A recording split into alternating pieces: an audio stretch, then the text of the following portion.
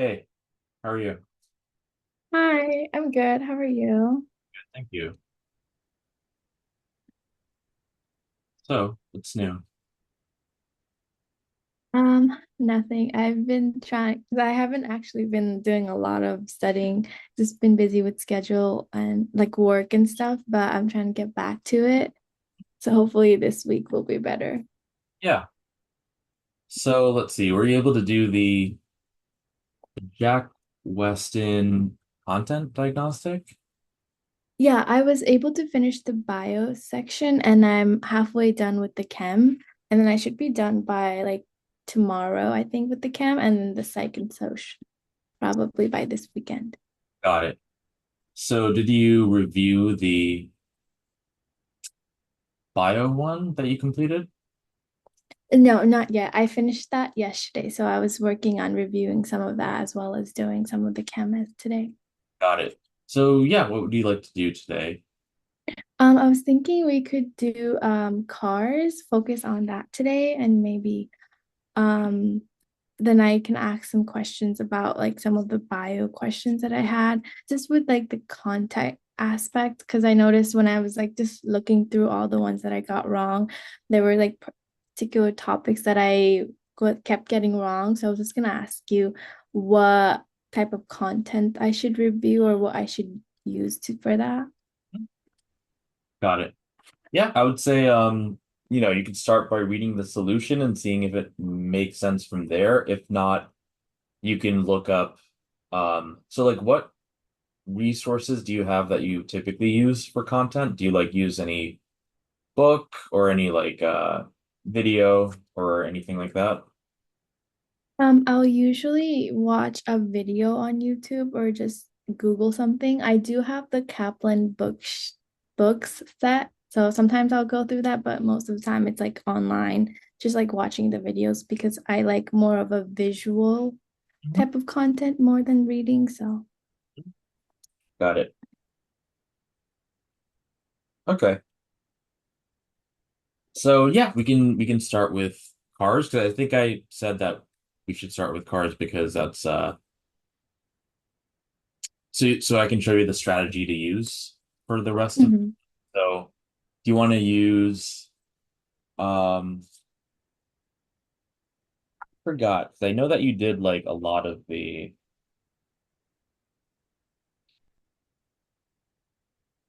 like AMC question path for cars. Am I right? Yeah, I did. I think I did like all of them.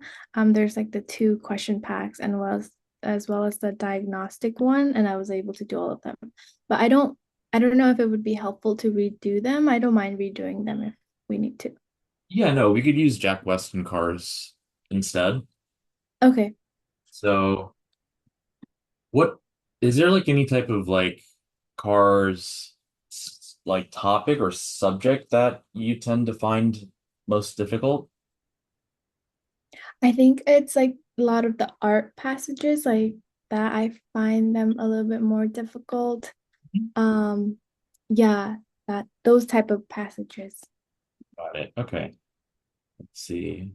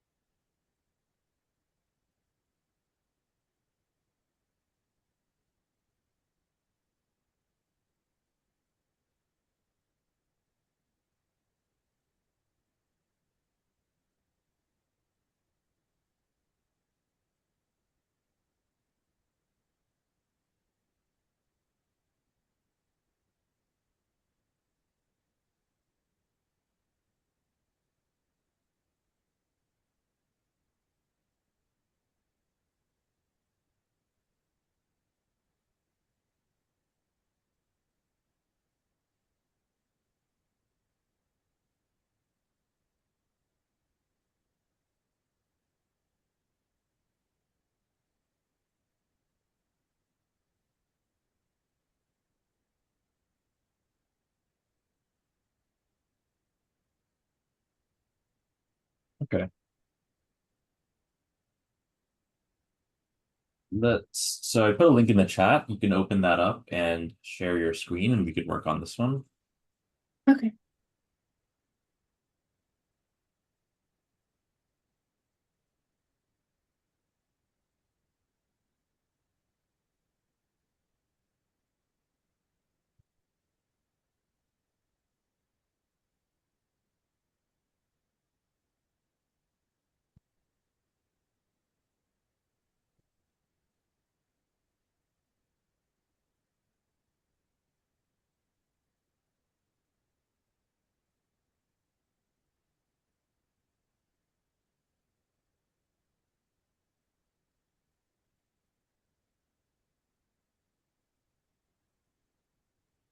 Are you able to see my screen?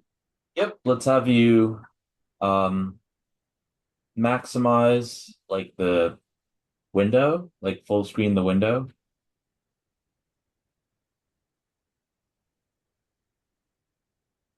And let's see if you could zoom out a bit so we can see maybe if we can fit the entire passage.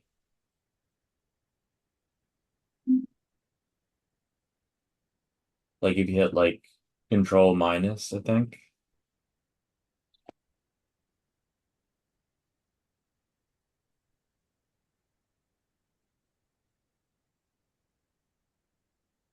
Or you could, yeah, you could do that too. Yeah, it's whatever that key is.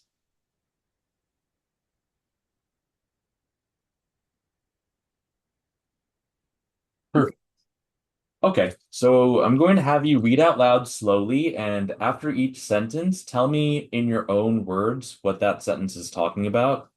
And what we're going to do is, so every sentence could be classified as a new, so what we're looking for are arguments and who's making what argument and what support, if any, is given for an argument. And I'm going to be highlighting new arguments in green and support, if there's any, I'm going to highlight in orange. And there's also Mhm. contrast words, which are words like but, however, although, despite. Contrast words, if they start a sentence, I'm going to highlight in pink. And what that means is that anything before the contrast word will be different from anything that's after the contrast word. And a lot of times, not all the time, but maybe 40% of the time, the word what comes after the contrast word is going to be closer to the author's opinion, but you know, that's not always going to be true. Um, so yeah, that's what we're going to do. And we're going to go slowly. And oh yeah, and then after each paragraph, we're going to write something down. Um, like we're going to jot some stuff down for each paragraph, and we're going to do that. And then at the end of the passage, what we're going to look for then is any argument that is repeated in more than one paragraph that constitutes a main idea. So Mhm. after we read the passage, we're going to find out what the main idea is, and that's, you know, the most important step. And after that, I'm going to block the passage so that, when you answer the questions, you don't you don't like do the reflex that people do, which is that they reread. You want to understand it so well that first time around that you don't have to go back to the passage. If you need to go back to anything, you'll go back to the stuff that we wrote down for each of the paragraphs. And that's pretty much it. As we, we continue, to go forward, there would be other stuff, but yeah, for now, just read out loud slowly and you know, yeah, put whatever you read in your own words. Okay. Okay. When one considers landscape painting in the High Renaissance, it is clear that it could play a small role in a great age of portrait painting. All right. What's that saying? Mm, So it's saying landscape painting plays a small role in portrait painting.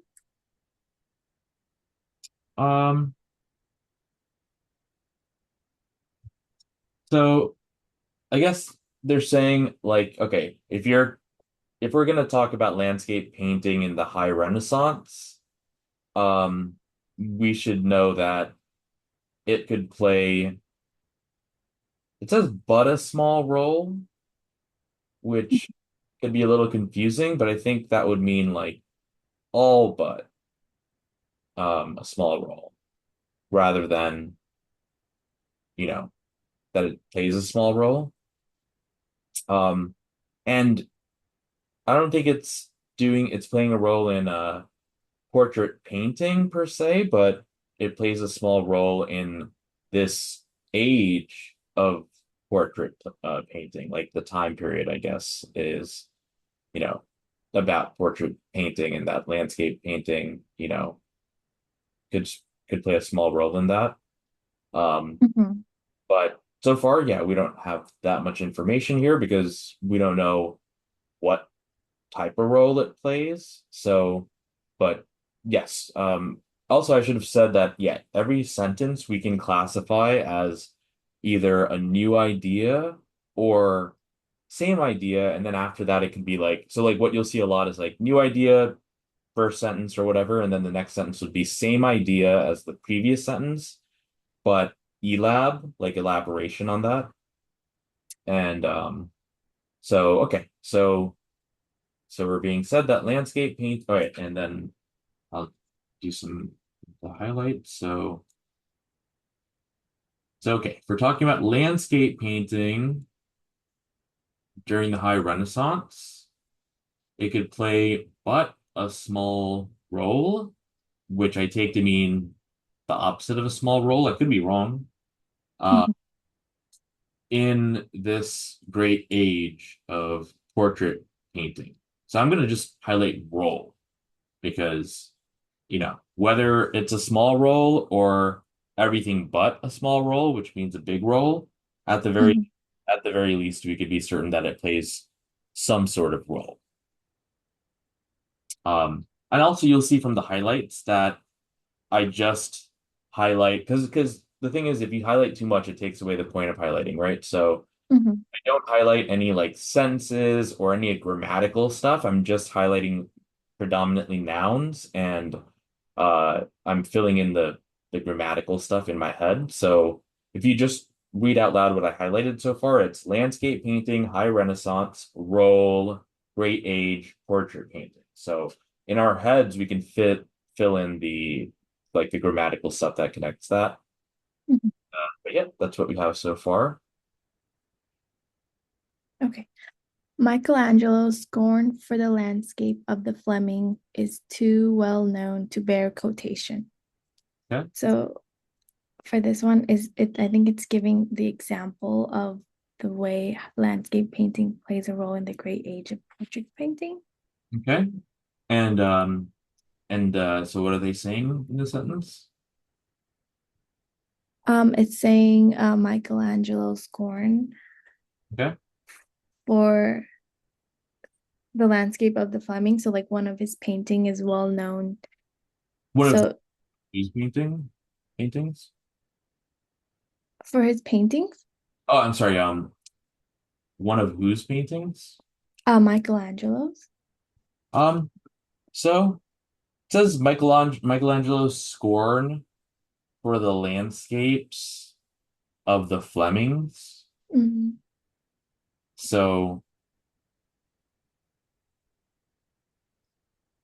so okay. So yeah, what's that saying?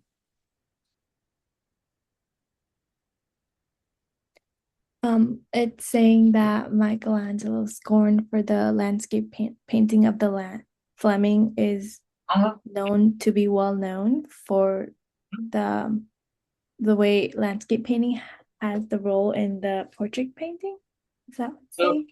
so yeah. So I think they're just saying that Michelangelo really hated landscape painting, particularly the landscape paintings done by the Flemings, right? Oh, So, so yeah, this still doesn't really tell us much, but it does tell us that, Michelangelo really. hated landscape Mm-hmm. of the Flemings. And I mean, so typically so like orange is what I do to highlight support. Like typically when I do that, I do that for like empirical, like if they so this sentence is a little interesting because so if it was a quote, that would be more along the lines of something that I would highlight in orange for support. Mm-hmm. And this is a little weird because it says that Michelangelo's, hatred for landscapes is so well known that we don't have to quote it, right? Where it says it's too well known to bear quotation. It's like we already know this, so I'm not going to bother to provide a quote. So typically, though, the quote is what I would classify as that type of support that would warrant me to highlight it in orange. But here I'm just going to go ahead and highlight it in orange just because it says that we could have supplied quotes, but it's so well known that we don't have to. Right. Okay. Okay, so let me clear this here. So, okay, so let's think about, so for paragraph one, this is when we're gonna like jot down like the arguments in each of the paragraphs. So what can we write for paragraph one? So landscape painting in the High Renaissance plays a role in the great age of portrait painting.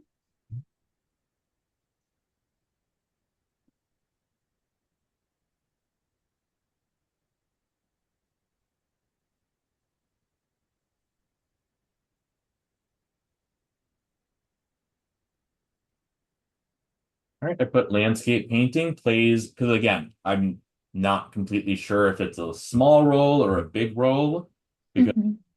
since it says but a small role, that would imply all but a small role, which would imply a large role.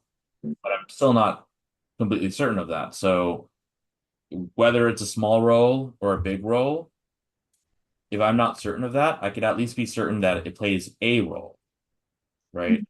So I wrote plays role in HR, which means high Renaissance, which seems to be the great age of portrait painting. And then I have an example with Michelangelo M. He hated landscapes of the Flemings. So, yep, so that's what we have so far. And yeah, you can continue. Raphael, though, might have become a great landscape painter had he lived at a different time. Okay. So it's just saying Raphael would have been a great landscape painter, but he lived in a different time from the High Renaissance. Okay. So good. And so this could be like maybe a new idea. Mm-hmm. All right, cool. Mhm. He arrived in Rome after having created a long series of Madonnas, a traditional depiction of Mary and the infant Jesus in landscape, those idols of motherhood in which the Duxified languor of Perugino's manner is brought to perfection. Okay. So yeah, so sometimes or a lot of times actually the sentences will be quite verbose, and so Mhm. it's okay for us to analyze a sentence in parts. So so I would first analyze this, up until we get to the word Madonnas. So he, meaning Raphael, arrived Mhm. after creating a long series of Madonnas, and then in the hyphens, they're telling us what a Madonna is, right? It's a traditional depiction of Mary and the infant Jesus. So Raphael made a bunch of Madonna paintings, and then he arrived in Rome. Um, and wait, let's see.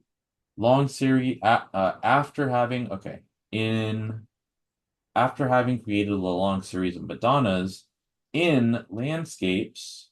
Oh, that's interesting.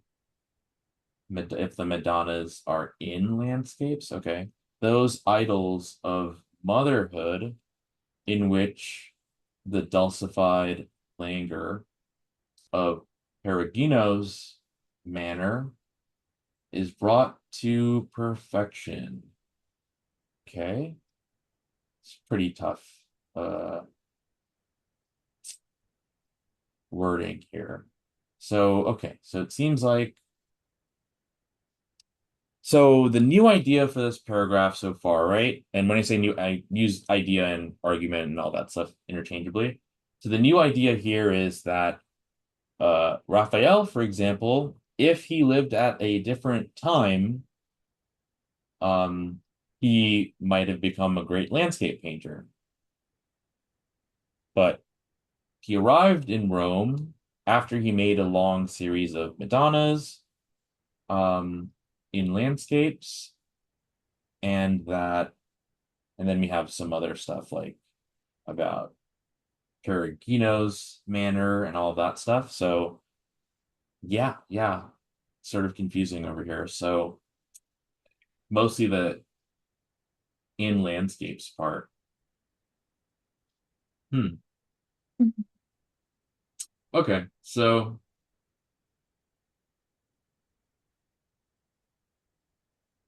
okay. So let's see. So this guy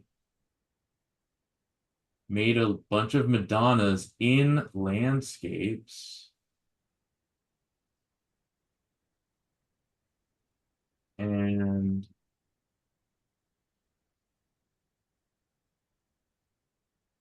then some type of thing that Perugino makes is brought to perfection.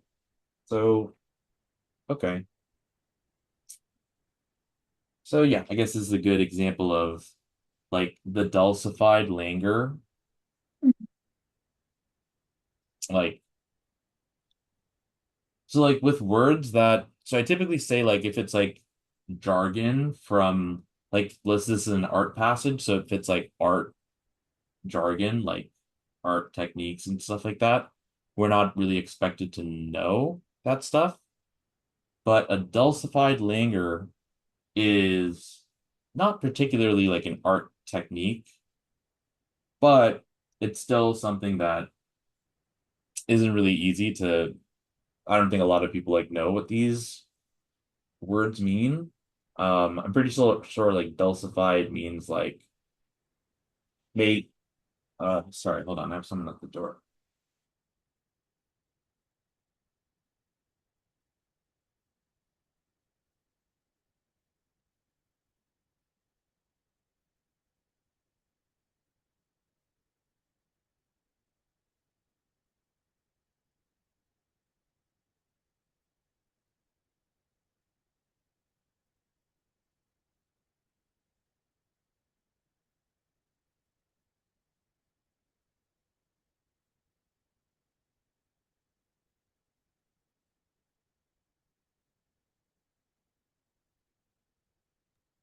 Okay, so um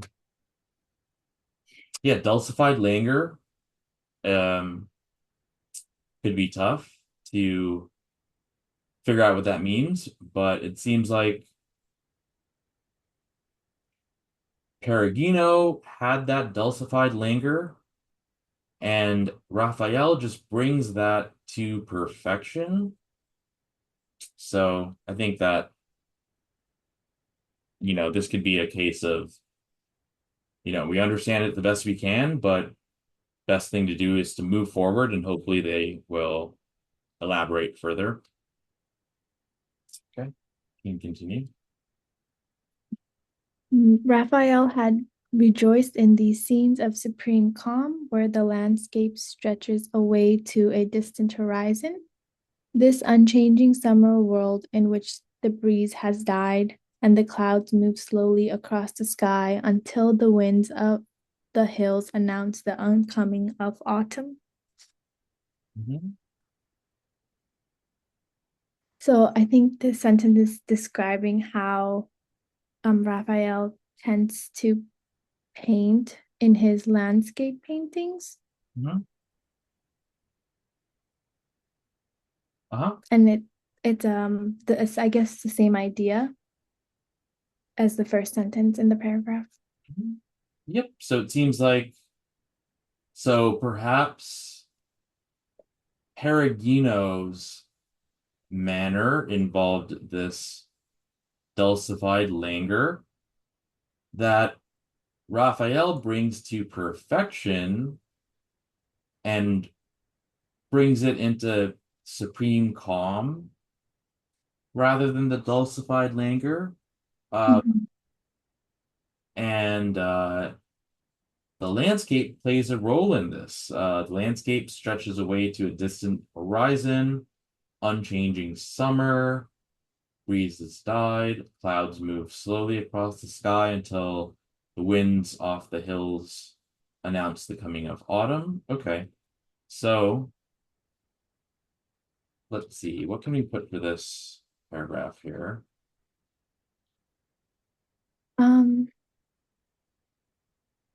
I guess the main idea of that paragraph would be Raphael um would have been a landscape painter, and the the way he would have done those painting would have been done through like supreme calm, as you've highlighted in the third sentence.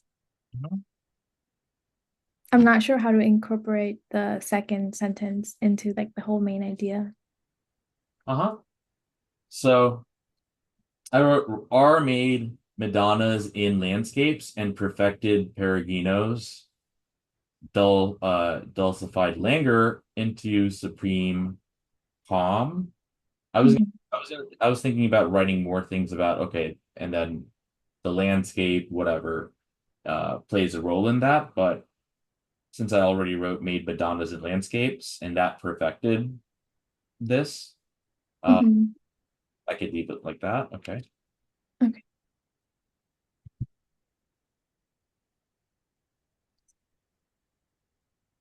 Should I keep going? But even in his most poetic moments, Raphael never allowed this landscape to become more than a muted echo of the brightly garbed mother and child in the foreground. Okay. Any special words here? Um, a muted echo would be description.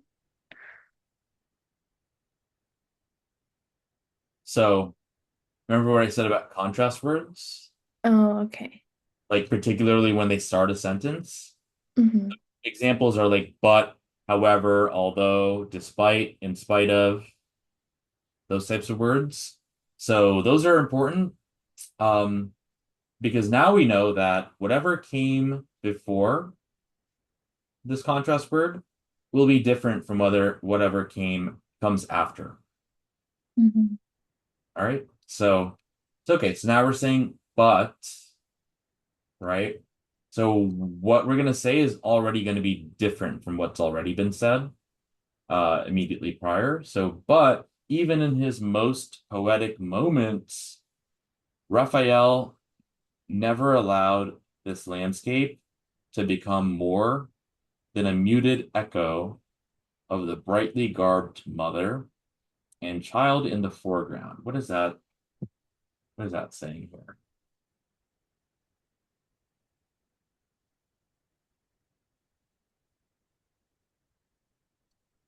Um,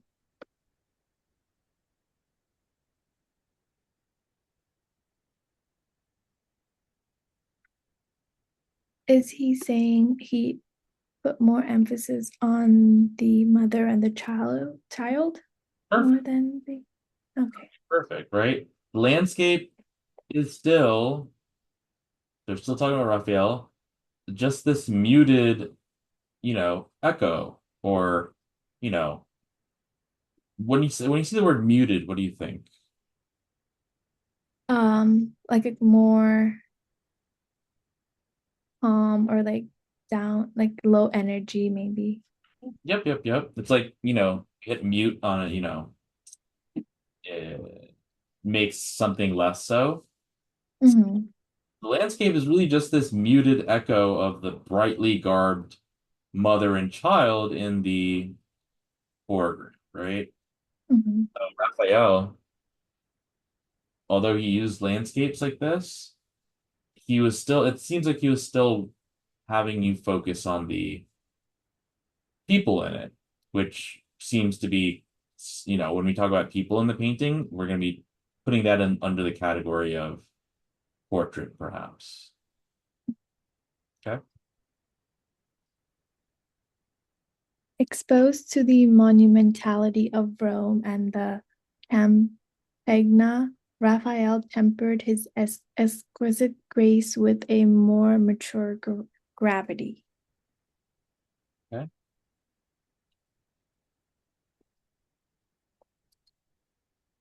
Um,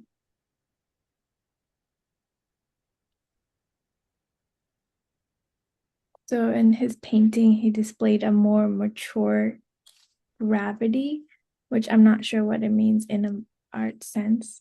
Yeah. So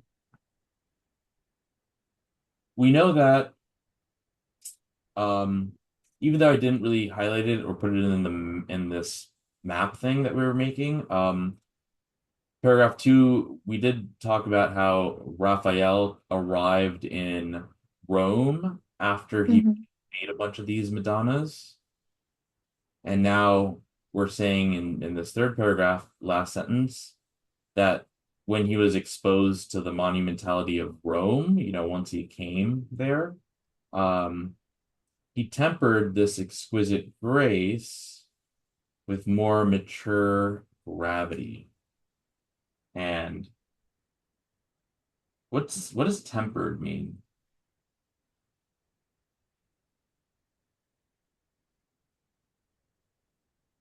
Is he saying in the sense he changed or So if you temper something, what could that, what do you think that could mean? temper with something like mess around or like change? No. Fine. So like it's so the irony is that when people like get angry or something, people say like, "Oh, he has a temper." Hmm. That's like actually the opposite because the temper is the thing that prevents you from those extreme, in the case of emotions, um, prevents you from having that type of outburst. So like in actuality, that's why it's more correct to say if someone gets angry or whatever that they lose their temper Hmm. or that they have a short temper.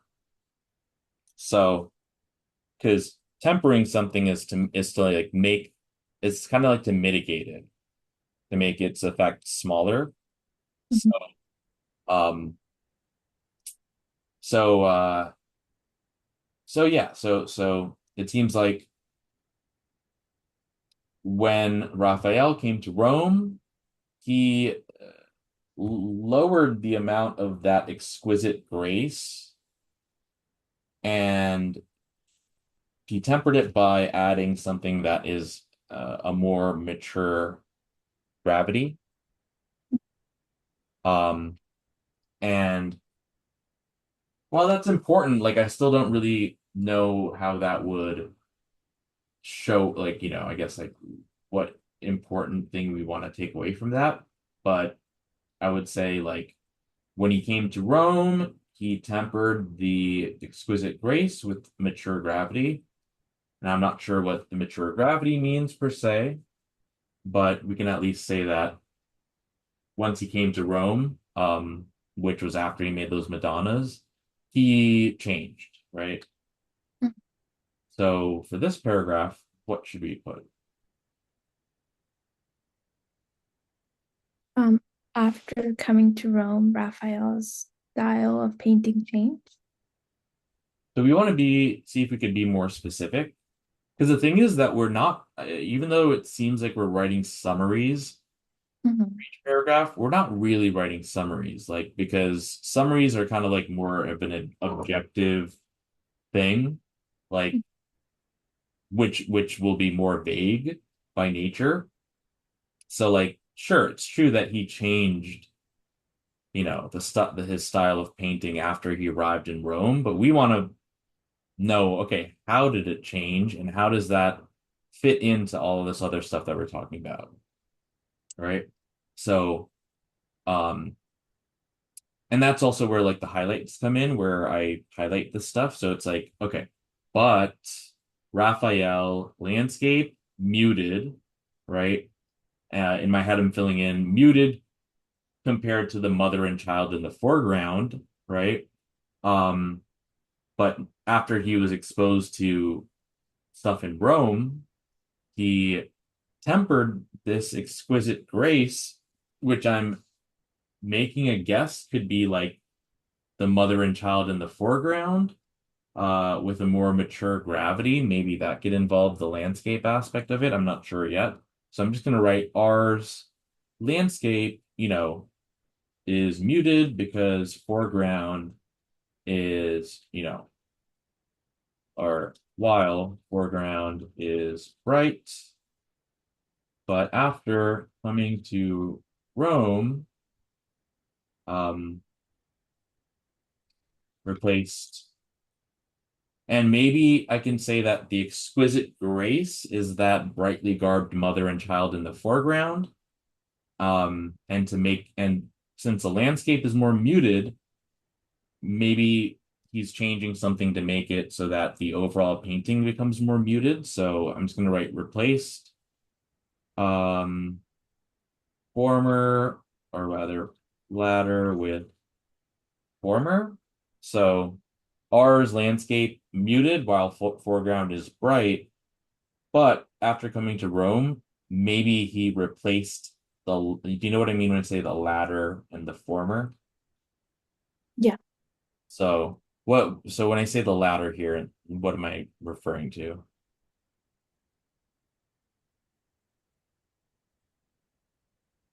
The Michelangelos he did before coming to Rome. Oh, Raphael, Yeah. the other Oh uh, yeah, Raphael, sorry. the other Ninja Turtle, right? Yeah. So so yeah, okay, so sorry, say that again. So you said Raphael's what? A series of Madonnas before he came to Rome.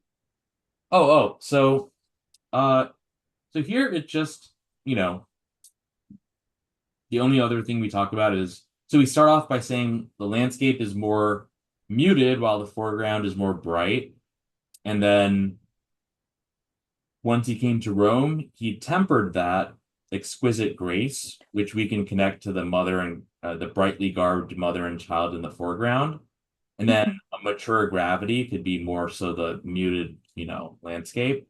So not sure on that, but that's just what I'm thinking. And yeah, before you go to like a different paragraph to kind of compare things, you want to see like, okay, because most of the time within each paragraph, they're referring to things that are said in that paragraph. Mhm. So always look like since this is going over paragraph three, like look for things in paragraph three before looking at the other ones. Yeah. Oh, okay. Mhm. Okay. Um, Out of this background, holy thorough, the name, innovation with landscape are truly surprising. hmm Okay. So now we have a new idea, right? Yeah. Caravaggio's made innovations in landscape. Good.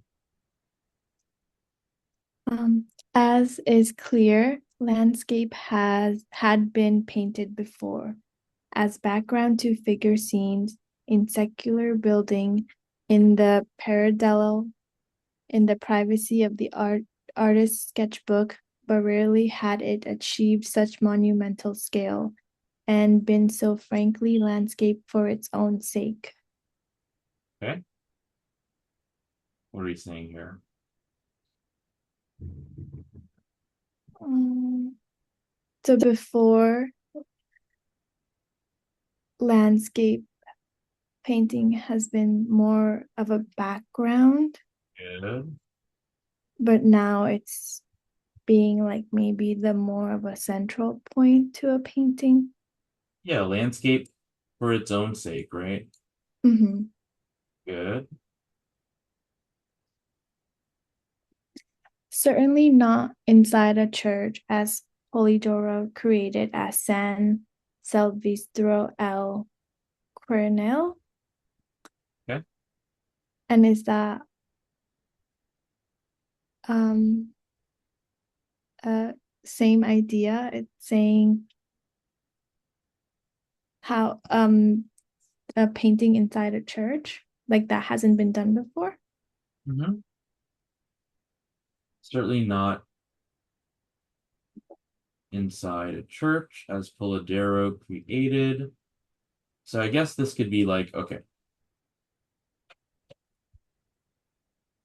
San Silvestro. So now I'm not sure if they mean, so certainly not inside a church. But Polidoro, it says as Polidoro created in San Silvestro. I don't know if that means not in a church, Mhm. a church. I mean, I know San is like saint. I mean, I don't know Spanish. You know Spanish, right? No. Okay. So, yeah, okay. So let's see what we can get from this paragraph then. Okay. What can we get? Um, so Poliedro's innovation with landscape painting Mhm. is different from before. And before it used to be more of a background thing, but now it's like the central piece. And the last sentence. So I guess maybe the way he creates like landscape to be a central point that hasn't been done before inside a church. Mhm. So I wrote Pol innovate. Like I initially highlighted Caravaggio because I thought they would call him that, but Mhm. they're calling him Polidoro. So Pol innovated landscapes. How so? Landscape's no longer just the background, but its own thing. And then I'm guessing, so it says, so what I'm getting here is that we're saying, okay, rarely had it achieved such a monumental scale to be landscape of its own. And then certainly not inside of a church. I take that to mean, it rarely, landscapes rarely became landscapes for their own sake within a church. But this guy was able to make what I believe to be like this new type of landscape in a church, if that's what the San Silvestro means.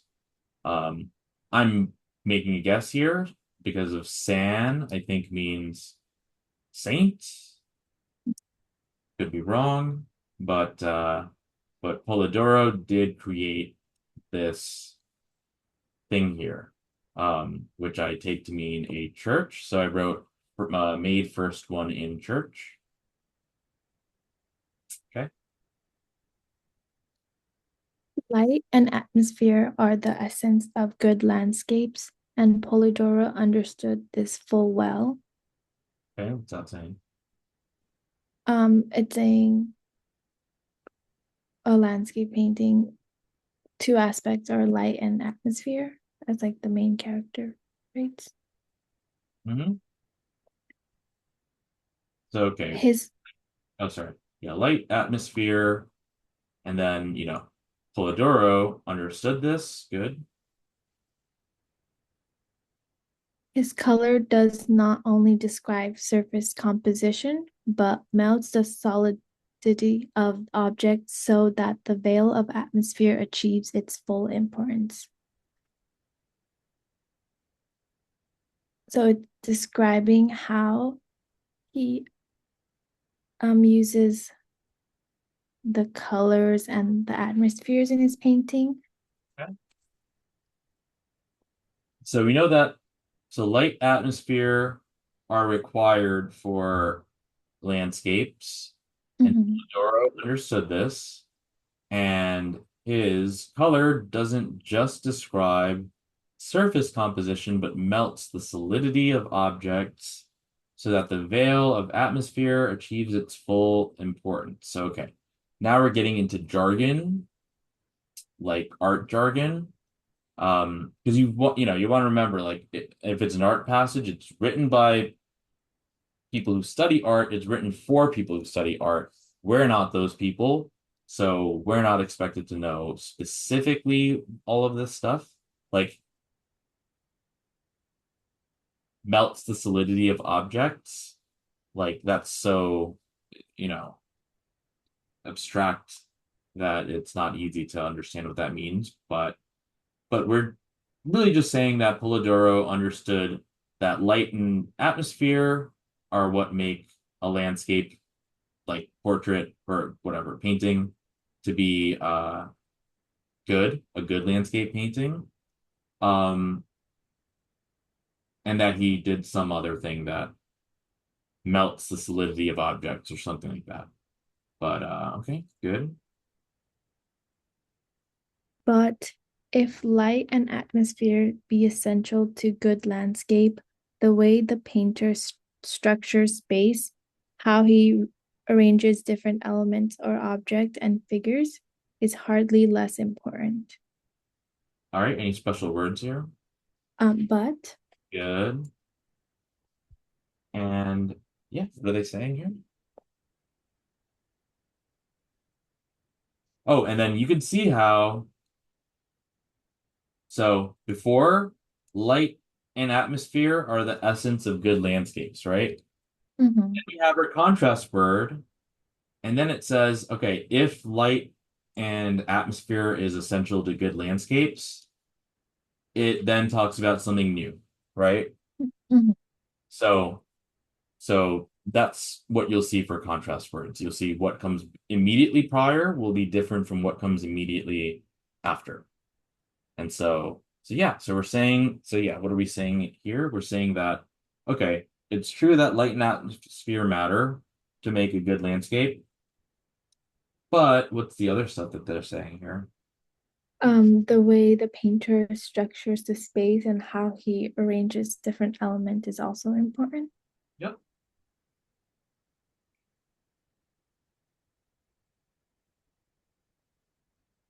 And when they say is hardly less important, does that mean it's less important? No, I think they're trying to say it's more important as well.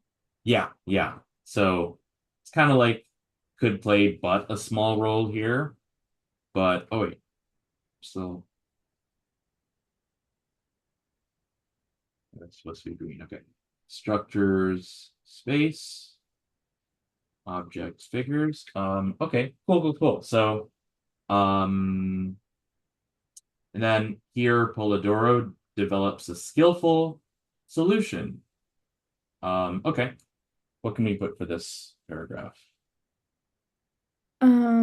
So I think we can say light, atmosphere, structure, space, and the object and figures are important aspects of good landscape paintings, and Polidoro understood that well. Um, and then be a little bit more specific, like he understood it, but is that it? He just understood it and he didn't do anything about it, or did he do? Oh, he was able to understand it and well as replicate it in his painting. Um, so is that all though? Like, because remember, there's that contrast word, right? And a lot of times, I could say this at the very least. The contrast word, the stuff after the contrast word is important at the very least, right? So, okay, so we're saying, like, okay, everyone knows light and the atmosphere are important for landscapes. And so we're starting off by saying, yes, Polidoro understood this well, right? Then we talk about some art jargon that we're not expected to understand or know. Then we have our contrast word, which right away should tell you that what we have before the contrast word is not enough. Mhm. It's not enough to say Polidoro understood that light and atmosphere are important for landscapes. Not enough to say that, right? So if you look at what comes after the contrast word, we're saying that, like, okay, although it's important, light and atmosphere are important for a good landscape. Um, what we're really trying to look at is how the painter structures space and arranges different elements or objects and figures, right? And that's what we want to include. So you want to just be more specifically about like the stances of people, right? So for this, I wrote light slash atmo for landscapes, but Polidoro does more than that by structuring space. Um, we are like the arrangement of objects and figures, right? Right. Yeah. So, so yes, while it's true that what you said of Polidoro understanding that light and atmosphere are important for the landscapes, the purpose of this paragraph is to tell us that he's going beyond, he's doing an additional step that's beyond that. Um, and it kind of makes sense compared to the, previous paragraph where we wrote that Polidoro, I might as well just highlight Polidoro instead of the Caravaggio, but that he was characterized by innovations, right? And what's an innovation? A new idea or new something. Yeah, it's like a new approach, or Hmm. you know, you're making something you're making something you're doing something new with something, right? So Hmm. that can also give you a hint that that Polidoro is not simply doing, he's not like, okay, what makes a good landscape? I light and atmosphere, so that's what I'm going to do. In order for him to innovate, he's going to have to do something new that's different. Hmm. And so that's what he does. So you see how I wrote um, well, over here, he innovated landscapes, and then here Hmm. you need light atmosphere for landscapes, but Polidoro does more. Because if he just did that, he wouldn't be innovating, right? Yeah. Okay, cool. You can continue. Consider his landscape in the Magdalene Chapel. So this is giving an example Okay. of the way he innovated the landscape paintings. Mhm. It is in this work where Polidoro genius with organizing space in the landscape is most apparent. Okay. What can we say here? So his way of organizing the space is seen in the landscape painting in the chapel. Mhm. So we're saying, okay, specifically the landscape that he made at the Magdalene Chapel. Um, this is where you can see that Polidoro is really great at organizing space in the landscape. Mhm. So that's our new idea here. Um, and typically after new ideas, so like, okay, when I read a new idea, in my head, I'm always thinking, as if I'm talking to the author, I'm thinking, what do you mean by that? And to that, the author should usually elaborate on what, Mhm. right? Because I'm asking, okay, how is this, like, what's happening at this, what's happening in this painting that he did that shows that, he's innovating, that he's structuring space, right? Like, what Mm. does that mean? It's still kind of abstract, right? So maybe they'll give us some good elaboration as to what they mean by organizing space. So, yep, you can continue. Polydoro uses towering elements, the hill with its many buildings, the clergy cliff, to create a pleasing surface in which the horizon line is concealed and the sky is minimized. Okay, so this is examples of or descriptions of the painting that he did at the Magdalen Chapel that shows, his expertise or genius with organizing space. So we have okay, some type of pleasing surface, towering elements, heart horizon line is concealed and the sky is minimized. Okay, continue. These large land masses are placed parallel to the picture's surface and so per force parallel to one another. Okay. It's more description of the painting. Yep. And the organizing space aspect of it. Mhm. There is no real suggestions of diagonals, nor of that tunnel space so dear to the Tuscans of the previous century.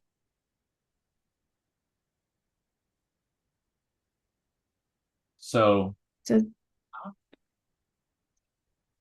oh, it's comparing how it was done before mhm, to what he does now. good. And so it seems like they're saying that the um okay, so that he uses towering elements, horizon line concealed, sky is minimized, large land plate masses are placed parallel to the picture's surface. Um, and then there's no real suggestion of diagonals, so I'm just going to highlight no diagonals. Um, and we don't have some whatever's called a tunnel space that was important to these Tuscan people of the previous century. So all of this is just elaborating on Polidoro's ability to organize space in the landscape, Mhm. right? So good. Yep, you can continue. Rather, the progression into the depth depends upon pockets of space hidden behind each landmass, pockets that lead the eye into space by power of suggestion.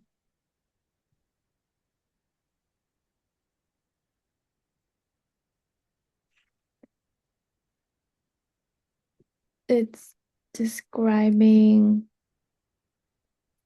a more description of how he does organizing the space. Yep. And so if immediately prior to that, we said that there's no diagonals, and there's no tunnel space, whatever that means. We're now saying rather, which kind of means, I mean, it's not specifically a contrast word, but it's kind of indicating to you that what's said before is going to be different from what comes after. So the progression into depth depends on pockets of space hidden behind each land mass, and that pockets that lead the eye into space by power of suggestion and whatever that means, right? But ultimately, they say that it is what is not seen that is all important. So maybe he's saying that, you know, he got rid of the diagonals and he got rid of the tunnel space, and instead, he in trying to demonstrate depth, he relies on whatever that means, pockets of space hidden behind each landmass. But ultimately, that what is not seen is more important than what is seen. So for this paragraph, what can we do? Um, For this paragraph, we can say Polidoro's way of organizing space using towering elements um,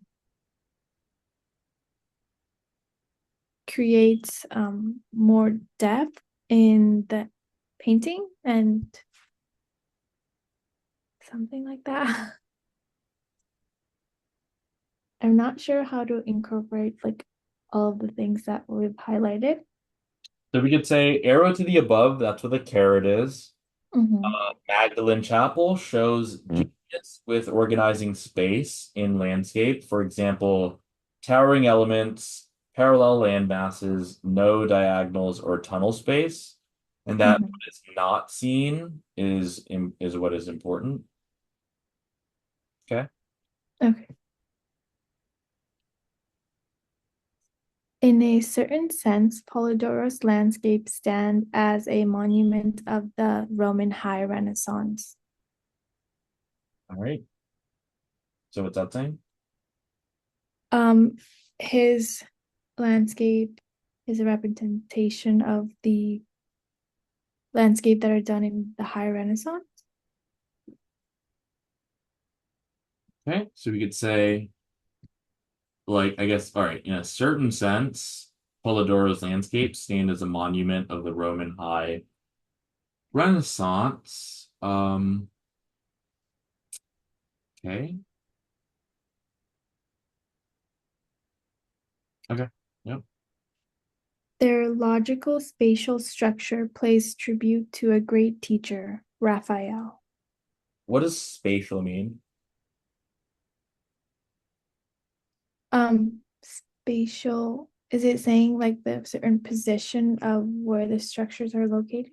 Yep. It's like where it's located in space, right? Mhm. Um, what would like the other like what would another word be that's a little similar but a little different? Start with the T. Mhm. Mm-hmm. Or think about so like in the universe, there's space and then there's something. Time. Time? Yep, perfect. So, and that would be if they use so the adjective form of that would be temporal. Mm. So, okay. So yeah, but spatial structure, yeah, it's how things are situated in space, like location, right? So, okay, so Polidoro's landscapes are, a monument to this Roman High Renaissance period, and that the logical spatial structure is a tribute to Raphael, right? Mhm. And we can kind of imply, or what we can see that is implied here is that Raphael, came before um Polidoro, I believe. Mhm. So yeah, so this can be a tribute to Raphael. But yep, you can continue. But the very fact that landscape had become a genre of importance marked the passing of an age. All right, any special words here? But Yeah. So whenever you see that, I want you to you know, tell me that. Like, okay, there's the contrast word here. So, okay. mhm. Yeah, typically we're going to care more about what's after the contrast word. So, sure, this is a tribute to Raphael, but oh, so it says the very fact that landscape had become a genre of importance marked the passing of an age. What do they mean by that?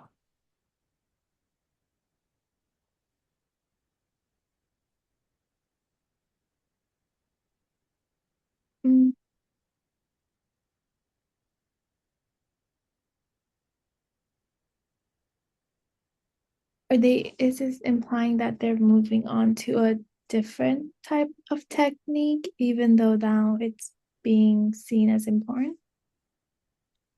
So it seems like, all right, but the very fact that the landscape had become a genre of importance marked the passing of an age. So we talked about, you know, if you look at the second paragraph, Raphael, I mean, I didn't include this in the map, but Raphael might have become a great landscape painter had he lived at a different time. Now, do you think that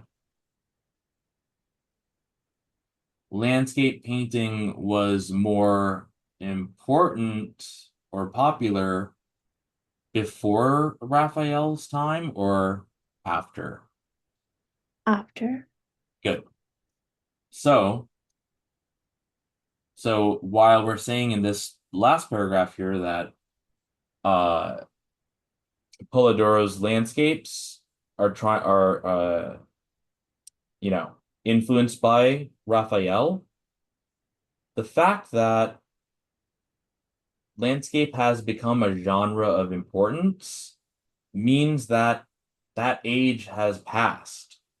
So the previous age in which landscape was not important has passed, right? So if we're saying landscape, becomes a genre of importance, shows that this age has passed, right? And the but here means that it's different from what came before. And from what came before was Raphael. So now we're saying, since Raphael's time, landscape has become more of a genre that's important, right? Mhm. Okay, good. The searching detail of these pictures is alien to Raphael's classical moment, but is shared in common with the pictures of Raphael's school, notably the Roman Madonnas of Giulio Romano. Okay. So we could say that, okay, this type of detail, could be alien to Raphael's classic type of approach. Um, but there is certain things in common with pictures of whatever the Raphael school may be. Mhm. Particularly, so I'll say like in common with the Roman Madonnas of this Romano person. So now they're talking about the Raphael school. So, when I first read that, I'm imagining like a school that is trained by Raphael.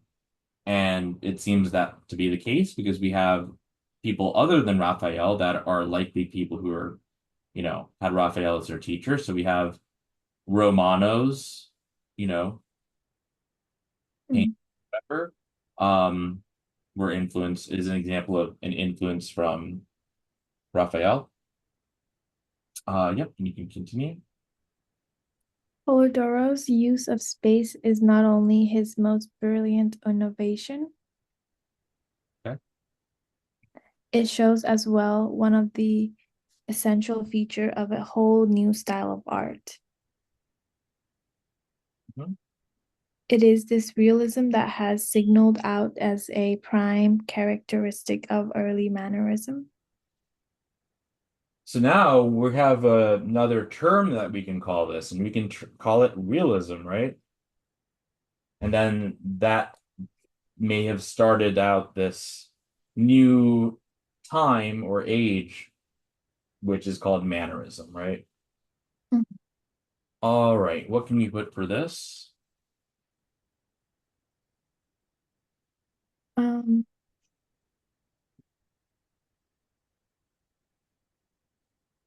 we can say that Polidoro's use or his innovative approach to landscape painting led to a new style of art called realism.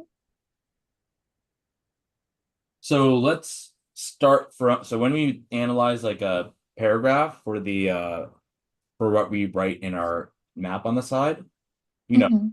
you want to kind of start from the beginning of that paragraph.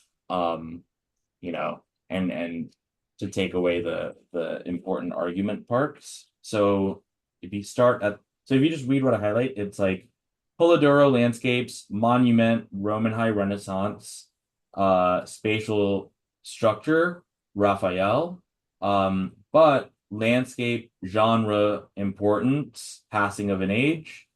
Um, so all that just means that Polidoro's landscapes were really important in, in the Roman High Renaissance, and they have a logical spatial structure of how things are situated that pays a tribute to Raphael, but the fact that landscapes have become a genre of importance, whereas maybe the time of Raphael it wasn't, indicates to us that there's been a passing of the age. Like we're now at a time period where we can make landscapes, its own thing. And then we're saying that uh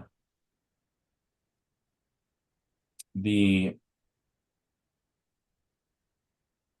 um there's this other type of thing, like a searching detail or something else in these pictures that, Polidoro painted that it shares in common, not necessarily. So where it says the searching detail of these pictures is alien to Raphael's classical movement or moment. Like Raphael is of a different time, he's not going to understand this. But people from Raphael's school, like his students or apprentices, uh, were able to understand, this new type of age of landscape painting. Example being Romano. And then ultimately, we're saying that Polidoro's use of space is not only his most brilliant innovation, but it also shows that we're having, a new type of art. And that type of art has more of this realism aspect to it. So I would write Polidoro's logical spatial structure tributes Raphael, but new era or age, in which landscape dominates, is beyond or alien to Raphael, but his students understand, in parentheses, i.e., Romano, and Pole's use of space plus realism equals mannerism, which is this new style of art. So Pole's logical. So you see how I'm kind of starting from the beginning of this paragraph. So yeah, Polidoro's logical spatial structure tribute is like a tribute to Raphael, but it also demonstrates we are in a new age in which landscape painting dominates. And that would be alien to Raphael, but Raphael's students understand, for example, Romano, and ultimately Polidoro's use of space, um, give it a type of realism, which leads to this period of mannerism, which seems to be this new style of art or the new period, new age of art, right? Okay, so now since we have gone through the passage, what we will look for in our map here are arguments that are repeated in more than one paragraph. So if we just look at what we wrote, so paragraph 1, landscape painting plays a role in the High Renaissance, which apparently is a great age of portrait painting. And then we have an example of Michelangelo hating paintings of the person Fleming. Paragraph 2, Raphael made Madonnas in landscapes and perfected Perugino's dulcified languor into supreme calm. Um, Paragraph 3, Raphael, we mentioned him again. Um, Landscape is muted while the foreground is bright, but after he came to Rome, maybe he replaced the latter with the former. I still don't know yet. Um, and then paragraph 4, we introduced Polidoro, and he innovated landscapes, and that landscape's no longer just the background, but its own thing. And he made the first in some type of church. Oh yeah, maybe I should put like San Silvestro or something. That's the church that he did this. Paragraph 5, we talk again about Polidoro, and we say that light atmosphere are important for landscapes, so Polidoro does more by structuring space. So okay, Polidoro, Polidoro. Paragraph 6, arrow to the above. Magdalen Chapel is an example of this, or support for that, and that it shows. So I guess I didn't. Yeah, I put Polidoro in parentheses here just because I didn't remember to put it in what I wrote for paragraph 6. But uh, so it shows Polidoro's genius with organizing space, um, in landscape, for example, towering elements, all that artistic stuff. Um, and that, what is not seen is just as important as what is seen. So I see this organizing space thing. So, that's what I'm seeing repeated here, right?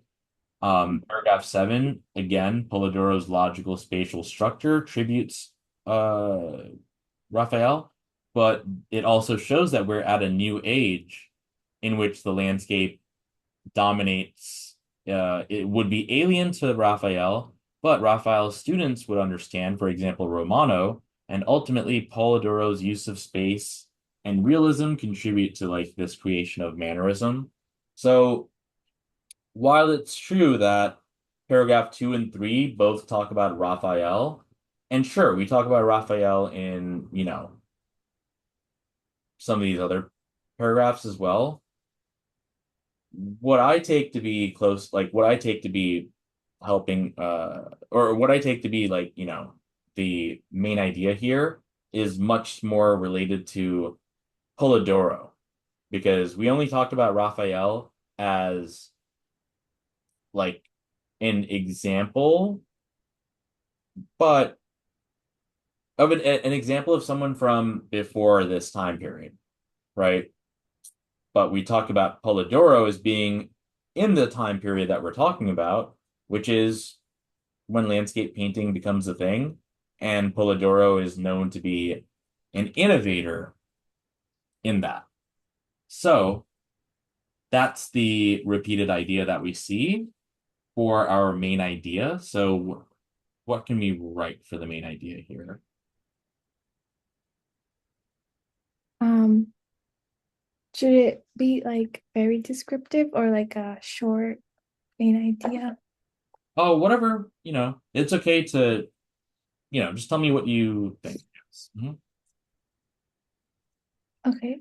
So I guess I would say Polidoro's innovative way of doing landscape with um structuring space and towering elements showed became like sort of the new type of art called realism. Uh-huh. So it'll have more realism, but I think the type of art is called mannerism or something like that. Okay. But yeah, so we could say that Polidoro innovated landscape by, what did you say? Through his use of space, structuring space Mhm. and towering elements. Mhm. So so the towering elements here, uh parallel land masses, no diagonals, or all that stuff are just examples, i.e. Mhm. him organizing space, right? But we see, for instance, Um, Structuring space, paragraph 5, organizing space, paragraph 6. Mhm. 7, also talking about spatial structure, right? And then maybe paragraph 4, we talked about, well, I guess we didn't talk about organizing the space thing, but we talked about Polidoro being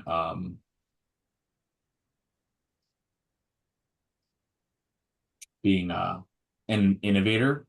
Yeah, we could Mhm. say Polidoro innovated landscape by organizing space. Yes. What do you think? Yeah, I think that would be a good main idea. Mhm. So now I want you to take a screenshot of the passage with the highlights and then this map that we have written out. Okay. Mhm. All right, cool. So yeah, so as we move forward for the cars passages, you'll be doing what we did here. And Mhm. screenshot will help you see how the stuff that I highlight can serve almost as like a pseudo map for the actual map that we're writing, but ultimately you can see that from the map that we're writing that we're not being, general, we're not being objective or anything, right? We're saying this is a stance landscape painting in the high Renaissance played a role in a great age of portrait painting, and then we have Michelangelo as an example, and then we have all, Raphael and all that stuff. So, okay, now I'm gonna block out the passage because, okay, what we did today, tell me how that compares to how you normally would do it. This was definitely a lot more in depth than how I normally do it, along with like the paragraph summary. I usually only tend to write like a couple of words for the summaries. And for highlighting, I try to highlight some things, but sometimes I notice that I highlight everything, or like I'm not too sure about what exactly to focus on when I'm highlighting certain things. Yep. So I try to avoid highlighting as Yeah, yeah. So highlighting is difficult to teach. But mm-hmm. what I say is the stuff that I highlight, if you read it out loud, I call it caveman speech because it's without the grammatical stuff in between the nouns, but I'm still focused Mm-hmm. on nouns. So you don't ever want to you can see that for the most part, I'm highlighting single words. I mean, for the most part, because landscape painting is 2 words, high Renaissance is 2 words, but I'm doing it for nouns. So if you read what I highlight, it's if you pick pick a passage, a paragraph, I can show you an example. Any, Um, Mhm. the second paragraph. All right. So Raphael, great landscape painter, different time.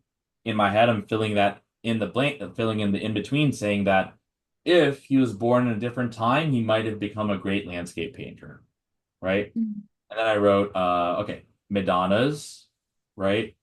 And landscapes. So he made a lot of paintings about Madonnas, which they defined for us, and landscapes. And then what about that? So dulcified languor of Perugino, perfection. So dulcified languor is Perugino's style, but Raphael brought that to perfection. And for him, he turned it into supreme calm, right? So Mhm. see that in our map for paragraph 2, I wrote R. Raphael made Madonnas in landscapes and perfected Perugino's dulcified languor in parentheses into supreme calm. So you can see how what I highlighted is pretty much exactly what I put in the map. Mhm. So the highlights, you don't want to, yeah, you don't want to highlight entire sentences. You want to highlight particular words that happen to be nouns. As long as you can fill in the blanks in your head. So, Mm-hmm. so for like practice, you're going to be doing it the way that we did here with the writing out the map. But with enough practice, you'll be able to kind of internalize that. So, Okay, yeah. yep. So, okay, let's try. So now I blocked the passage out because also, so when you do this, like, do you typically like read through the passage faster and then you kind of read the question stem and then you kind of like, walk me through what you normally do? Yeah, so I'll usually read through the passage and I do like writing down like few summary of each paragraph on the paper next to me, and then I'll go ahead and read the questions, but sometimes I'll have to go back into reading the paragraph again Yeah, so when that after I'm done reading the questions. so yeah, that's the reflex. Like so like for Mm-hmm.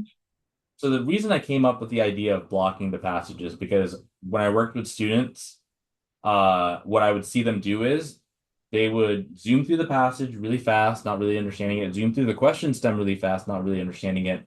And then they frantic I could see them because, in the camera, it's like I could see their eyes just frantically searching through the passage, typically for words that are in the passage that match words in the choices. I call that mix and match. And you'll see that. So, like, we're going to get you to the point where it's not just that you can find the right answer, it's not just that you can find the wrong answers, but you have the correct reason for a wrong answer being wrong. Because if you don't have the correct reason, how can you like if you do it again or do some other question or passage or whatever, like it doesn't it's almost if you have the wrong reason for eliminating something as wrong, like it's almost like a guess. So we want to know what's right, what's wrong, why it's wrong, and then there's always going to be trap answer choices. And the trap answer choices are made for the people that just choose a choice that has exactly the same language. So a lot of times that will be the trap answer choice because most of the time the wording won't be verbatim. And that's why I place a high importance on having you put things in your own words. So, but yeah, that's the most common thing people do for cars. So that's why I oh, whoops, why I block it out. Because Okay. if you need to go back to something, you can go back to the map, which is what we wrote. So, yep. Should I read the questions or just like read it on my own? And Yeah, you could read the question and rephrase it. okay. The commonalities between Polidoro's work and those of the Raphael school, last paragraph, are cited in the passage as evidence for the claim that Polidoro's success suggested that painting had fundamentally changed. Let's think a bit first about what it's asking, right? What is this question asking us? Um, so it's saying, what does the similarities between Polidoro's work and then those of the Raphael school show as evidence for what claim? Hmm. Good. So, so they're not asking what are the commonalities between Polidoro's work and those of the Raphael school, right? They're asking, Mm-hmm. given that there are commonalities, what is the purpose of that author mentioning that, right? Like, Mm-hmm. so like they're saying that it's used as evidence for the claim. Claim means argument. So that statement that Polidoro's work and those of the Raphael school have a lot in common, that fact can serve as evidence for which claim. All right. So, oh, and so every question in cars could be classified as either a main idea question, which since our definition of main idea is arguments in more than one paragraph, a main idea question, its answer could be in any of the paragraphs. But we also have a structure question, which is specific to one paragraph. And this question here, since it's referring to uh the last paragraph, would be a structure question. And what that means is, well, what that means is if we have choices that are that are mentioned in paragraphs other than the last paragraph, we could eliminate that for the reasons called localization. So I think it's good to, at least while we're practicing, to kind of well, you could start from any of these. Why don't you start from D? D. Um, Goulet Romano made Roman Madonnas that resembled Raphael's. Okay. Um, so the Roman Madonnas were the ones that were done in the school. So so okay, let's look at what we said in paragraph 7, Mhm. right? So yeah, what did we say here? We said that Polidoro's logical spatial structure tributes to Raphael, Mhm. but the New Age, where the landscape is dominated, is alien to Raphael. But however, people in the school understood um, Polydoro's artistic styles, Mhm. And when you say artistic styles, like specific, his use of space plus realism into like the new style of art called mannerism. good, good, good. So so so we're saying that Polidoro's work is similar to that of the Raphael school, but not similar to that of Raphael. And Mm-hmm. why are they saying that? What can this serve as evidence for?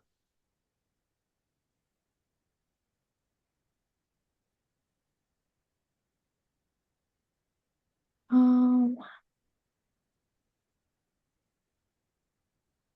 Maybe some evidence that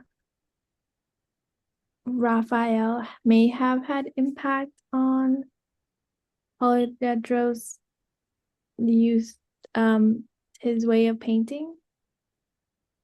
So let's try this. I sometimes also block out the choices, Okay. so we can kind of just to help us think, right? Because Mm-hmm. ultimately, whatever makes you think is always going to be the right thing to do. So so what is the point of them ask what is the point of them telling us that Polidoro's work is similar to those of the Raphael school?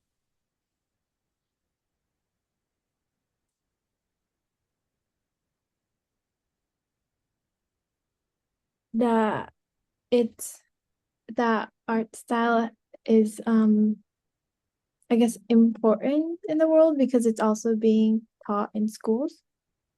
Well, it's not like, it's not like, if you go to like an art school that they're going to necessarily teach you this stuff, right? It's specific to what school? Raphael school. Mhm. And so if we look again at paragraph 7, we say that Polidoro's logical spatial structure is a tribute to Raphael, but oh, and I usually write CW for contrast words, so I kind of did it for this. But Mm-hmm. there's a contrast word in this where it says, but New Age, in which landscape dominates, is alien to Raphael, but his Raphael's students understand. right? So Polidoro and Raphael's students understand this new age in which landscape dominates that Raphael himself could not comprehend because Raphael came from a different age, right? Mm-hmm. So, what claim does, that statement of Polidoro's work being similar to that of the Raphael school, what claim does that serve as evidence for?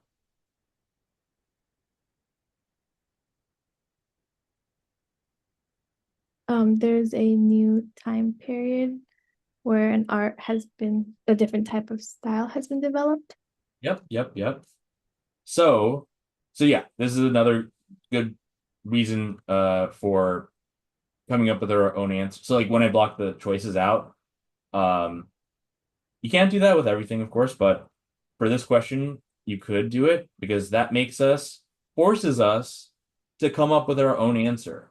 And when we come up with our own answer, we know what to look for, and that makes us less susceptible to wrong answers. So your answer was, tell me that again. Of a new time period, a change in time period. Perfect. So that's what we're going to look for, right? Mm-hmm. So let's start at D again. Um, I don't think it's D. It doesn't reflect that. Uh-huh. Because D is really just an example of the commonalities between Polidoro's work. Well, I guess it's a little different. It says that because the Romano guy is the person, that's in the Raphael school that Mm-hmm. that understands Polidoro, right? But D is saying that Romano made Roman Madonnas that resembled Raphael's, but that would be the opposite of, you know, if he did that, then that wouldn't be a commonality between Polidoro's work and his work, right? Because it said Raphael's, right? Mm-hmm. Eliminate that. And we could say the reason is contradiction because the passage says that Romano understood Polidoro's way of doing it, not Raphael's way. Good. All right. What about C? The Roman High Renaissance did not consider landscape to be important. I think this is also wrong because towards the beginning we said it played some sort of role, but we're not really sure if it's a big or a small role, but maybe that would mean that it's still somewhat important. So we want to remember that this is a structure question, right? So we want to stick to the same paragraph, right? Mm, So, um, and although we did say High Renaissance in paragraph one, we didn't say Roman High Renaissance until, the last paragraph, I believe. mhm. So now, yeah, if it says the Roman High Renaissance did not consider, you know, um, landscapes to be important, um, yeah, how would that relate here? Then it wouldn't go with what we picked as like the new time period as being the answer. Yep, good.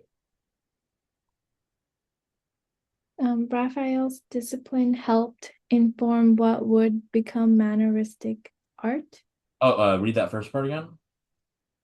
Raphael's disciplines, Disciples. disciples helped inform what would become manneristic art. What's a disciple?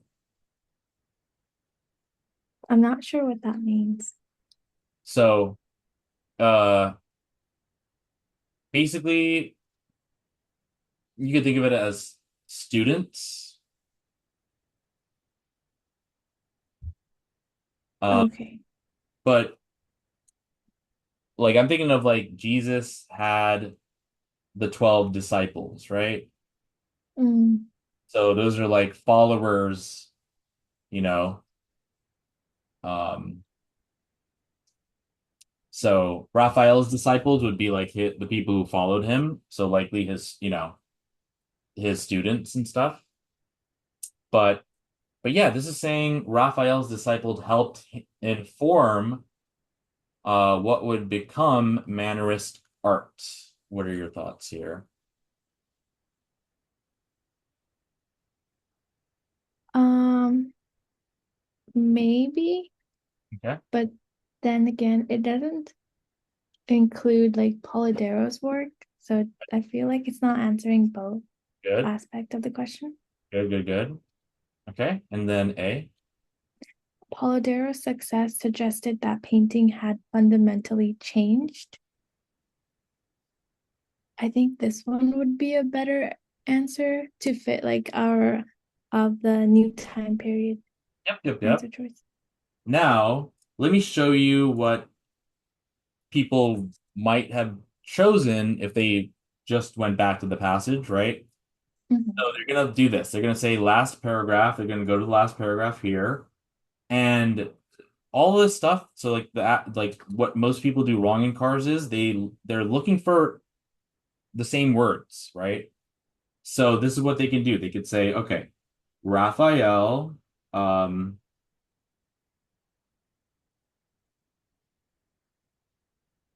okay, Raphael's school, right? That could be Raphael's disciples, right? And then Mhm. mannerism, mannerist. And you see how the words in the passage are exactly the words in choice B. Mhm. So that's your trap answer choice, right? Because they Mhm. know that people can likely eliminate C and D, and then maybe you're left with A and B. And then, but the biggest mistake people make is, and this comes with rereading as well, is that they are just reading to look for words that match words in the choices. And that's going to lead you to your trap answer choice. Mhm. That's why we did the opposite. We did not just even um, block the passage, but I blocked the choices. So that way you get a chance to think about it yourself. And Mhm. then that's exactly what we're able to come up with. And then, yeah, so A would be our answer, right? Mhm. All right, good job.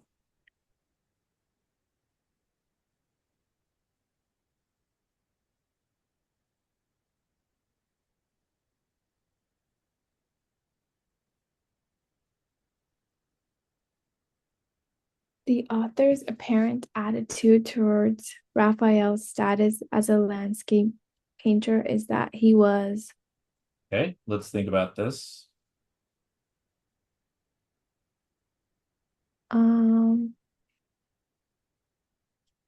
I think somewhere we said, or somewhere in the paragraph, it said how Raphael would have been a great landscape painter, but he was in a different time period. Mhm. Say that one more time. Um, I remember somewhere in the passage it said something about how Raphael would have been a Yep. great landscape painter. Good, good, good. All right, you could start from A. An impressive landscape painter, even if he disliked landscapes. I don't remember anything about him saying disliked landscapes, just that he was in a different time period. Oh yeah, so sorry. What's your answer for this?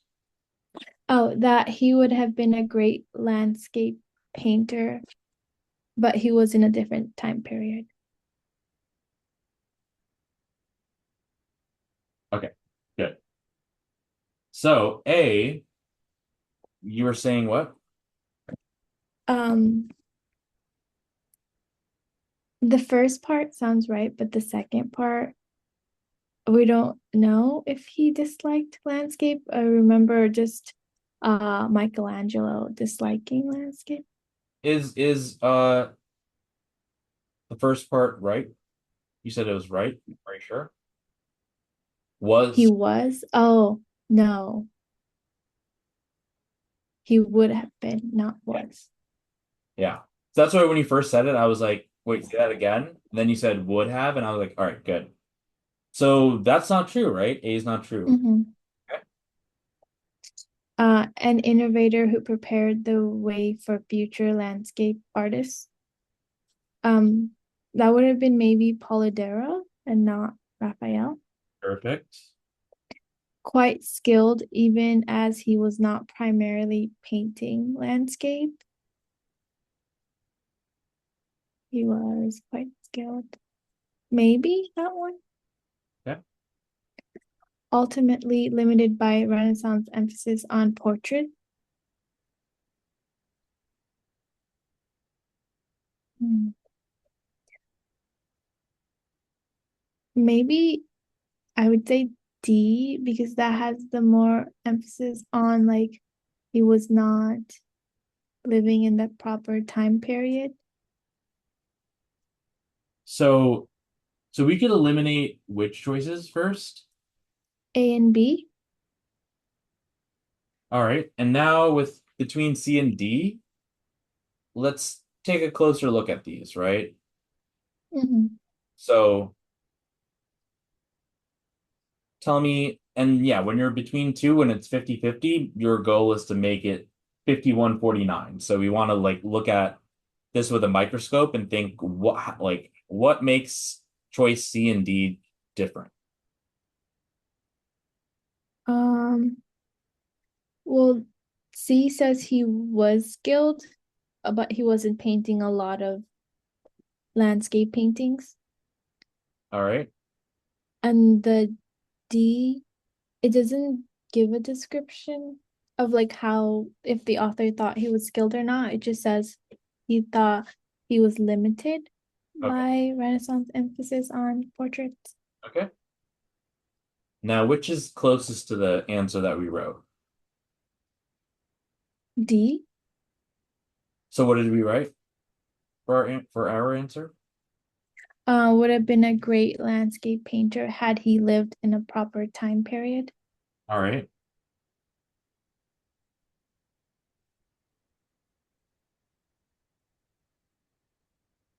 So this part, right? Mm-hmm. Well, we need both parts, right? But this part is that which choice is that present in? C. Mhm. Because D doesn't say anything about if he would have been a good landscape painter. It just says that he was limited by the Renaissance's in emphasis on portraits. Mm, I see. Doesn't say that. Like, what if he sucked as a landscape painter? Right? He could Mm-hmm. live in a period like if he lived in a period where everyone did landscape painting, but he sucked at that, he wouldn't be like a landscape painter, right? Mm-hmm.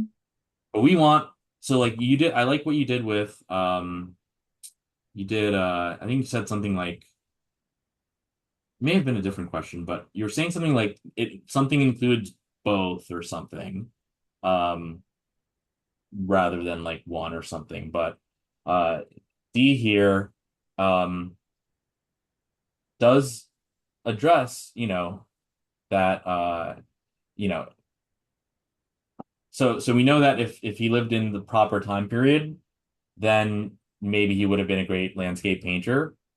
But D is just saying that he's limited by that time period. But it's not, it doesn't address the fact that he would have been, because we're also saying attitude towards Raphael's status as a landscape painter, right? Mm-hmm.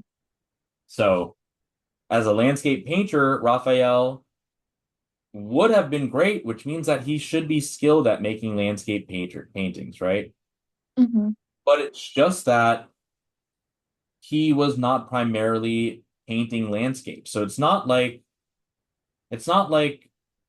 he wanted to paint landscapes and the Renaissance is like, all right, no, you got to paint portraits. It's like he happened to be good at painting landscapes, but the time period, the time period didn't say that you can't paint landscapes. The time period is just one that didn't involve a lot of people painting landscapes. So that resulted in him not focusing or primarily painting landscapes. So for this one, you want to be careful there and Mm-hmm. because the choice that you came up with is perfect. Um, but we want our answer choice to address, both of those aspects. So that makes sense. The quite skilled. Yeah, yeah, that made sense. Good. Um, Based on the sixth paragraph, Polidoro's painting, one, obscured some elements of the landscape. Two, were organized to give his work religious significance. Three, shaped many parts of landscape into straight lines. Okay. So Um, this is a structure question. So paragraph 6.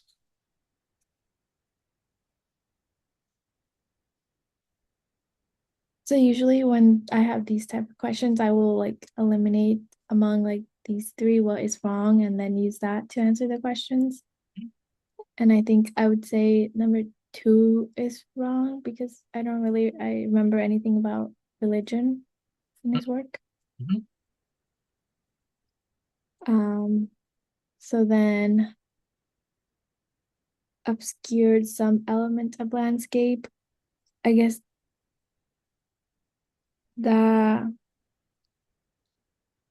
that could work because in the passage there was something about how he solidified something. I don't know if that would be considered obscuring some elements. Yeah. So like, yeah, I didn't write everything out here, but the part where I wrote what is not seen is important is Mhm, possibly the obscured part. mhm. Okay. And then shaped many parts of the landscape into straight lines. I think that is correct as well because it said he had no diagonals Yep. and mostly parallel lands masses. So Yep. maybe D. Perfect.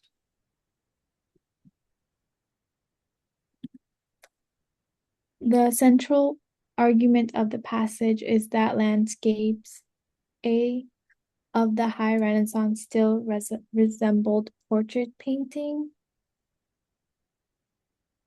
B of Raphael influenced many famous painters who followed him.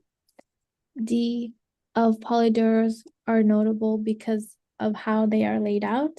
And D of Polidoro owe a great deal to Raphael's Madonna painting. So our main idea was that Polidoro innovated landscape by organizing space. So I'm assuming he would be in some sort of answer choices. So we can get rid of A and B. Yeah. Good. Um, I guess it would be C. Yep. Perfect.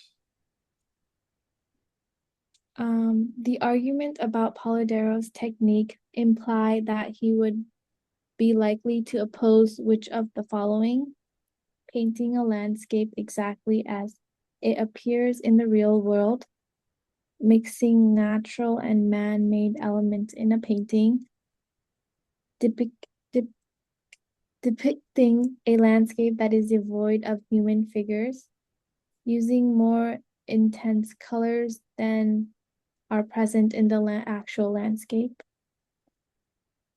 Um,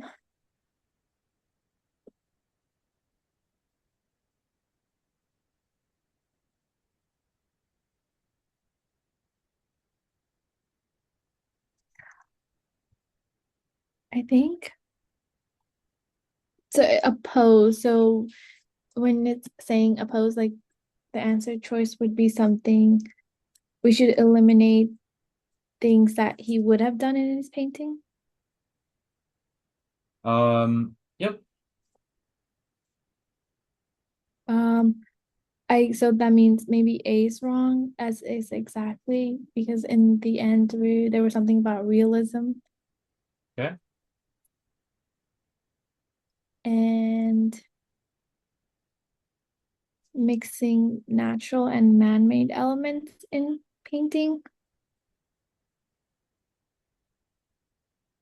Maybe that we can eliminate because um of paragraph C. I mean paragraph 6 Mhm. of how we said what is not seen is also important. Okay. And then for C, devoid of human figures. Maybe not eliminate that. So I think maybe the answer is C. I don't know if he was opposed to you using having human figures in his landscape paintings. Let's see, right? So,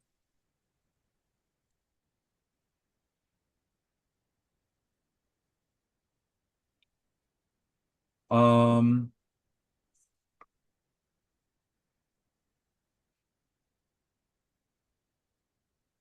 I mean, did we say anything about him not including any people? Um, I don't think so. I don't remember from the paragraph. Only thing about people in the landscape painting I remember is from Raphael's Mhm. his paintings. Got it. Okay. I think that this is a good example of when the right answer is simply the one that's least wrong. Mhm. So, let's see. Um, Now I know that we said, okay, so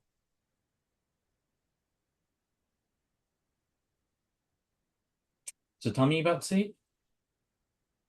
Uh, so he wouldn't be opposed to having a landscape painting that is devoid of human figures.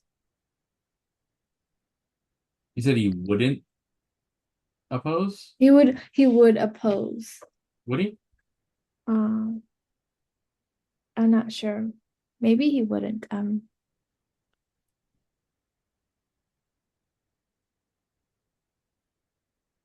Oh, I think D using he would be opposed to using more intense color than that are present in the actual landscape because his use of space plus realism, I don't know if he would use more colors than that is actually present. Let's see. So I think this could be tricky here because um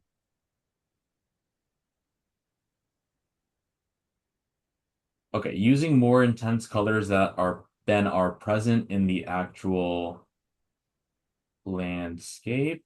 Um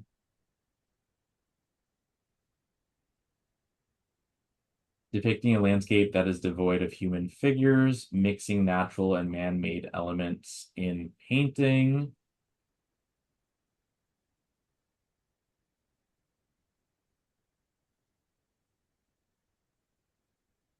Tell me about that one.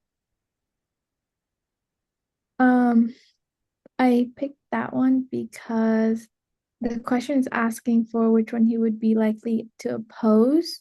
Mhm.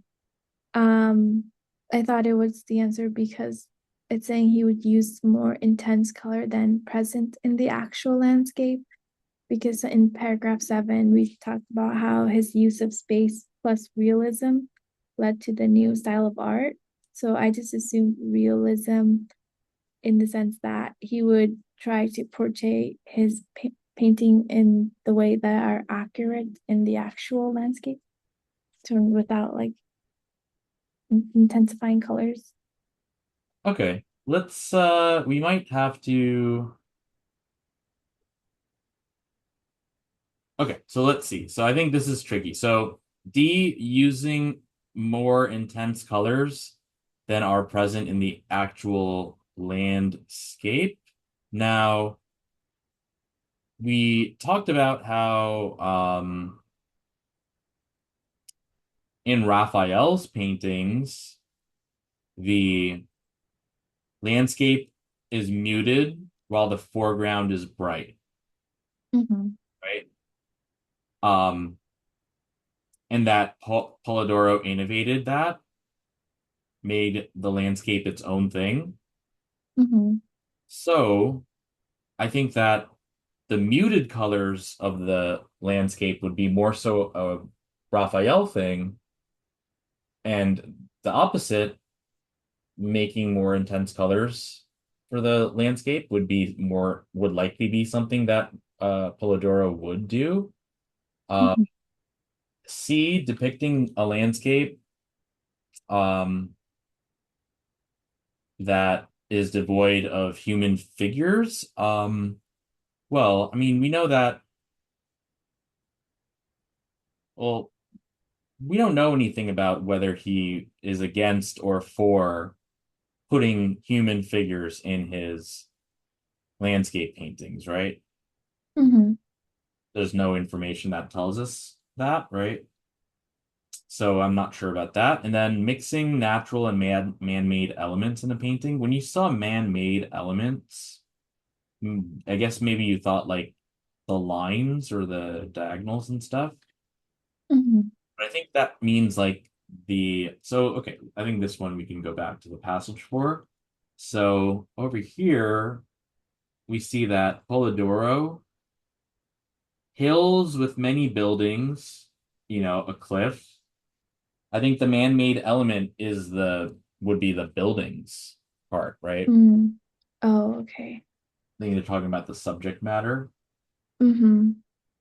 Um, Now A is super tricky though, because we did say that the use of space, this realism, right? Um, but how did we describe that realism? We only described it as um, use of space, right? We didn't describe it as anything else. Like the word itself might seem like its realism is equal to painting a landscape exactly as it appears. And also, we want to be aware of extreme words here. Because if exactly wasn't there, sure, it could look like the real world, whatever. If it if you're painting it exactly how it appears in the real world, then why would we have to do all of this stuff with large land masses parallel, and no diagonals or, you know, towering elements and all this stuff? It seems like he's not painting things exactly how they look like, right? Mm-hmm. So this is a very tough one. So I think it's a good example of when you have choices that are this is a good example of when the right answer is the least wrong. And also one that could be a trap answer because if we just look at realism here and real world here, we might accidentally equate the two. Mm-hmm. But they didn't tell us what made, well, they told us that Polidoro's, you know, innovations involved that use of space and then they call it realism. Um, but he never said like that realism is because he painted things exactly how it appears in the real world, right? Mm-hmm. So So it would be A. yeah, Okay. that was So, a really, really uh tough one. mm-hmm. Yep. So yeah, how do you feel about how we went over this? I think this was good. I think I'm gonna start doing this because it was really helpful. Because sometimes when I'm reading, I don't think I'm getting a full understanding of the passage. And so whenever I start reading the questions, I have to go Yep, back multiple times. yep, yep. Yeah, and people always ask me like, okay, if I do it this way, it takes so long, how am I gonna, do it on timed test? But that's, you're gonna practice it so much that it's gonna become second nature. And ultimately, Mhm, if you do this, you're not gonna be rereading. The idea is to, instead of spending like, I don't know what like the ratio is of what people say, like how much time you should spend reading the passage, how much time you should spend doing the questions, but the time spending reading should always be longer than the time it takes to answer the questions because you want to understand it like as close to perfectly as possible the first time mhm, around. Because then when you answer the questions, you can understand what they're asking and a lot of times come up with their own answers and rather than if you read through a passage quickly you don't write anything down so you didn't really understand it you read the questions and then you have to reread you're going to end up spending more time that way anyway at the sake of or with the loss of accuracy so yeah so definitely try this out as you continue doing car stuff mhm. like make a map and try to answer the questions how we did it here. And as we continue to work on this together, we're gonna start to get to the point where you're gonna be good because at first we're gonna be like, let's say we go over a passage, it'll be like, okay, you show me your map, and then when we read the passage together, we make a new map, and then we look at what you wrote and what we wrote, and what tweaks to make. Mhm. Also to see if you got the same main idea. That's like the most important. Um, but yeah, since we're just focusing on accuracy here, we want to do everything that we can to get the right answer. Yeah. And for the passages like this, would I just go to Jack Weston's? Do they have like a list of different passages I can pick from, or should I just do the ones daily? Because that's the ones I've been doing. Yep, you could do any of those, Okay. particular like yeah, it would be probably good to do the math. What am I talking about? Math.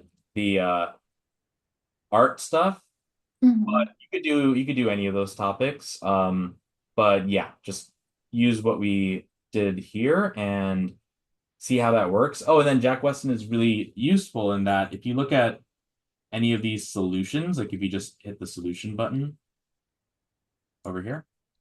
Oh, Oh, I think you have to log in or something. But generally speaking, when you hit, yeah. it'll show you on the bottom like the main idea in like short amount of words. And so you can kind of Mhm. check that and be like, okay, is my main idea that main idea? And you can kind of like, adjust from there. So great, awesome. Um, So yeah, I would just continue doing the Jack Weston content diagnostic, and now you know how to approach cars, so you can now do more car stuff. And yep, anything else? Just with reviewing the questions I already did, should I write them down on the spreadsheet? I noticed there was like a sections for it. Um, oh yeah, I just have some like kind of leftover stuff from like the thing from like a different student's template. And these Okay. I think one of them's for like UWorld questions, one of them is for like blueprint questions. Um, yeah, if you want to do something like that for the content diagnostic, you can, but you don't have to. You could just, review it using, the videos and stuff that you mentioned that you liked, and the stuff that still doesn't make sense when we meet, we can go over that. Okay. Yeah, that sounds good. I'll do that. Okay. So let's see, this is 2.2 hours and the 75, so this should be 165. Okay.